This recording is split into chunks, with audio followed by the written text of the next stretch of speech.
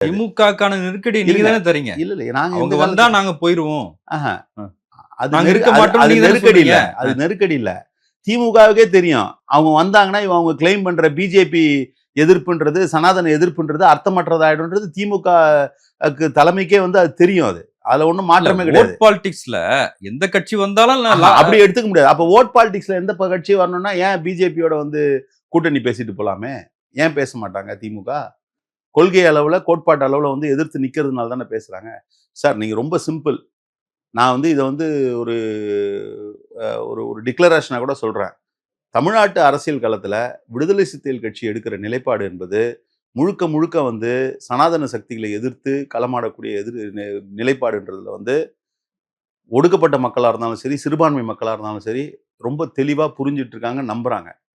விடுதலை சிறுத்தைகள் கட்சி ஒரு கூட்டணியில் இடம்பெறதுன்றது அந்த சனாதன சக்திகளுக்கு எதிரானதுதான் இந்த கூட்டணின்றதுக்கான ஒரு ரெகக்னிஷனா தான் பார்க்கப்படுது. நீங்க நீங்க வந்து அதனாலதான் வந்து முதலமைச்சர் அவர்கள் வந்து எந்த சூழல்லையும் வந்து ரொம்ப உறுதியான ஒரு தன்மையோட வந்து விடுதலை சிறுத்தை கட்சி இந்த கூட்டணியில தொடரணுன்றது வந்து அவர் எந்த மாற்று கருத்தும் இல்லாம போயிட்டு இருக்காரு. நாங்களும் வந்து அது ஒரு அரசியல் தீண்டாமையே கடைபிடிக்கிறீங்க.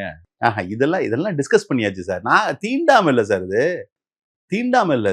இது வந்து என்னன்னா ஒரு ஒரு ஒரு என்ன சொல்றது, ஒரு அழிவு தன்மை கொண்டவங்களோ இல்லை வந்து ஒரு சேரா நட்பு இல்லை கூடா நட்புன்ற கதை தான் வைக்கணுமே தவிர இது தீண்டாம கிடையாது. நீங்க எல்லாரோட சேரணுன்றதுக்காக வந்து ரொம்ப தீய பழக்கம் இருக்கிறவன் இல்லை வந்து நம்ம வந்து சுத்தமா வந்து நம்முடைய தன்மையே மாற்றக்கூடிய நிலையில இருக்கக்கூடியவன்லாம் வந்து நம்ம எப்படி சேர முடியும்? ஏற்கனவே ஒன்னா இருந்தவங்க தானே சார். கரெக்ட் சார், ஏற்கனவே ஒன்னா இருந்தோம். நான் என்ன கேட்கிறேன், ஒன்னா இருந்தோம். நீங்க ஒரு யதார்த்தமா சிந்திச்சு பாருங்க. யாரோ 2 பேரும் ஒன்னா இருக்காங்க. ஒருத்தர் வந்து அதுல வந்து தப்பு பண்றாருன்னு தெரியுது. தப்பு பண்ணிட்ட பிறகு வந்துடுறோம். இல்ல நீங்க ஒன்னா தானே இருந்தீங்க, திருப்பி சேருங்க நீங்க ஏன் சொல்றீங்க? இல்ல மரமேல் நகர் மாநாட்டுல விசிகா கொடியும் பாமக கொடியும் ஒன்னா பறக்குது, இதுக்காக தான் காத்திருந்தோம் திரும்பவே பேசினாரு. கரெக்ட்டுங்க. அவங்க மேல நம்பி இதுக்கெல்லாம் விளக்கம் வந்து மணிக்கணக்கில் கொடுத்துட்டாரு. இல்ல அப்ப தேர்தல்ல கூட்டணியில் ஒரே தேர்தல்ல மட்டுமே நாங்க வந்து மையப்படுத்தி அரசியலை வந்து நாங்க வந்து எந்த காலத்திலயும் அணுகுறதே கிடையாது.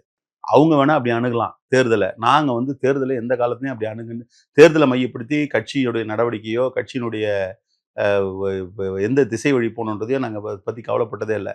உங்களுக்கே தெரியும் 2021 கூட வந்து திமுக கூட்டணியில இருந்து விடுதலை சிறுத்தை கட்சியை எப்படியா வெளில எடுக்கணும்னு நிறைய பேர் திட்டம் போட்டாங்க. அதுக்கான காரணம் என்ன, இதோட ஸ்திரத்தன்மையை ஸ்டெபிலிட்டியை குலைக்கிறதுக்கு. அப்போ கூட தலைவர் எழுச்சி தமிழ் என்ன சொன்னா, நாங்கள் தேர்தலில் போட்டி இல்லைன்னா கூட பரவாயில்ல, நாங்கள் இந்த கூட்டணிக்கு ஆதரவு தெரிவிப்போம். அதுக்கு ஒரே காரணம் நாங்கள் வந்து சாதியவாத மதவாத சக்தியில் தலை தூக்கக்கூடாதுன்னாரு. அதனால எங்களுக்கு வந்து பொலிட்டிக்கல் கெயின்ஸை பற்றி நாங்கள் கவலைப்படவே இல்லை.